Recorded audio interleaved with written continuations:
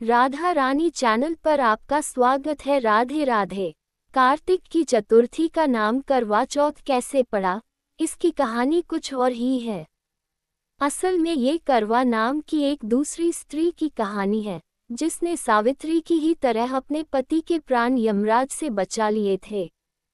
सनातन परंपरा में सुहागिन महिलाओं द्वारा करवा चौथ का व्रत रखा जाता है।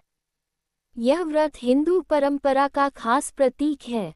विवाह और दाम्पत्य की मधुरता और पवित्रता का प्रतीक ये त्योहार हर तरीके से बेहद खास होता है। इस व्रत की कहानियों में एक स्त्री वीरावती की कथा बहुत प्रसिद्ध है। वीरावती एक सेठ की पुत्री है और उसके 7 भाई हैं। करवा चौथ के व्रत के दिन वह भूल से बिना चांद देखे भोजन कर लेती है। इससे उसके पति की मृत्यु हो जाती है। बाद में वह पश्चाताप और अनुष्ठान करती है, जिससे उसका पति जीवित हो जाता है। करवा चौथ के तौर पर लगभग सभी ने यही कथा सुनी है।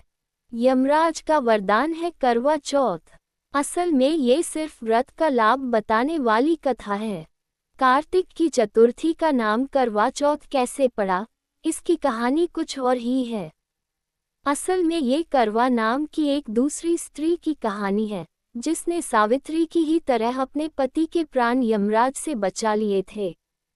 तब यमराज ने करवा को उसकी पति श्रद्धा देखकर वरदान दिया था कि इस विशेष दिन को तुम्हारे नाम के व्रत से जाना जाएगा और जो स्त्री ऐसा व्रत करेगी उसका अखंड सुहाग बना रहेगा। तब से ही करवा चौथ व्रत की परंपरा चल पड़ी है। प्राचीन समय में करवा नाम की एक पतिव्रता स्त्री थी। वह अपने पति के साथ नदी किनारे के एक गांव में रहती थी। उसका पति वृद्ध था। एक दिन वह नदी में स्नान करने गया। नदी में नहाते समय एक मगर ने उसे पकड़ लिया। इस पर व्यक्ति करवा करवा चिल्लाकर अपनी पत्नी को सहायता के लिए पुकारने लगा। करवा पतिव्रता स्त्री थी। आवाज को सुनकर करवा भागकर अपने पति के पास पहुंची और दौड़कर कच्चे धागे से मगर को आन देकर बांध दिया। मगर को सूत के कच्चे धागे से बांधने के बाद करवा यमराज के पास पहुंची। वे उस समय चित्रगुप्त के खाते देख रहे थे। करवा ने 7 सीख ले उन्हें झाड़ना शुरू किया। यमराज के खाते आकाश में उड़ने लगे। यमराज घबरा गए और बोले, देवी तू क्या चाहती है? करवा ने कहा, हे प्रभु, एक मगर ने नदी के जल में मेरे पति का पैर पकड़ लिया है। उस मगर को आप अपनी शक्ति से अपने लोक नरक में ले आओ और मेरे पति को चिरायु करो। करवा की बात सुनकर यमराज बोले, देवी, अभी मगर की आयु शेष है, अतः आयु रहते हुए मैं असमय मगर को मार नहीं सकता। इस पर करवा ने कहा, यदि मगर को मारकर आप मेरे पति की रक्षा नहीं करोगे तो मैं शाप देकर आपको नष्ट कर दूंगी। करवा की धमकी से यमराज डर गए। वे करवा के साथ वहां आए जहां मगर ने उसके पति को पकड़ रखा था।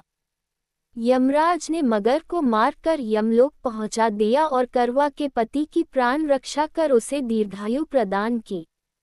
जाते समय वह करवा को सुख समृद्धि देते गए तथा यह वर भी दिया, जो स्त्री इस दिन व्रत करेगी उनके सौभाग्य की मैं रक्षा करूंगा।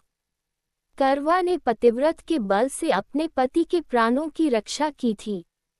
इस घटना के दिन से करवा चौथ का व्रत करवा के नाम से प्रचलित हो गया।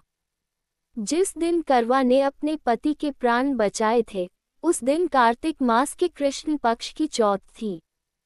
हे करवा माता, जैसे आपने करवा अपने पति की प्राण रक्षा की, वैसे ही सबके पतियों के जीवन की रक्षा करना।